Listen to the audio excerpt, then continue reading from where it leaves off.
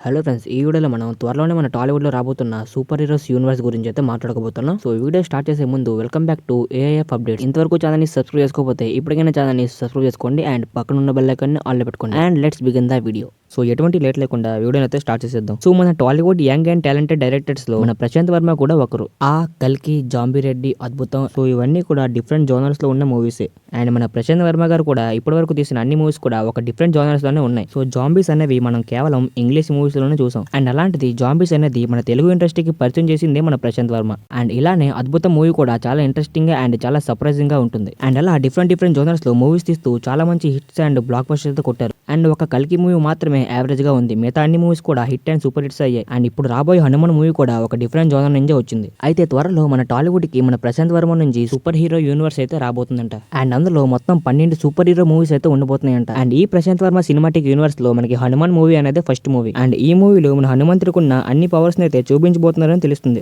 And అలాగే మిగతా 11 movies లో కూడా మన హిందూ దేవుళ్ళలోనే ఒక్కొక్క దేవుళ్ళ పవర్స్ అయితే ఒక్కొక్క సినిమాగా తీయబోతున్నారు. అండ్ అలా మొత్తం 12 సినిమాలు అయితే రాబోతున్నాయి. అండ్ ఈ హనుమాన్ మూవీలో ప్రపంచం మొత్తానికి మన హనుమంతుడి పవర్స్ అనేవి పరిచయం చేయబోతున్నారు. అండ్ అలాగే ప్రశాంత్ వర్మ సినిమాటిక్ యూనివర్స్ లో నెక్స్ట్ రాబోయే మూవీ ఏంటంటే అధీరా అని తెలుస్తుంది. అండ్ ఈ మూవీలో హీరో ఎవరంటే మన త్రిబులర్ మూవీ ప్రొడ్యూసర్ అయిన డివివి దానయ్య గారి కొడుకు. సో ఈ అధీరా సినిమాతో తన కొడుకుని టాలీవుడ్ ఇండస్ట్రీకి అయితే పరిచయం చేయబోతున్నారు. అండ్ ఆల్రెడీ ఈ మూవీ టీజర్ కూడా లాంచ్ అయిపోయింది. సో ఇంతవరకు మీలో ఎవరు చూడకపోతే యూట్యూబ్ లో అవైలబుల్ గా ఉంటే చూసేయండి.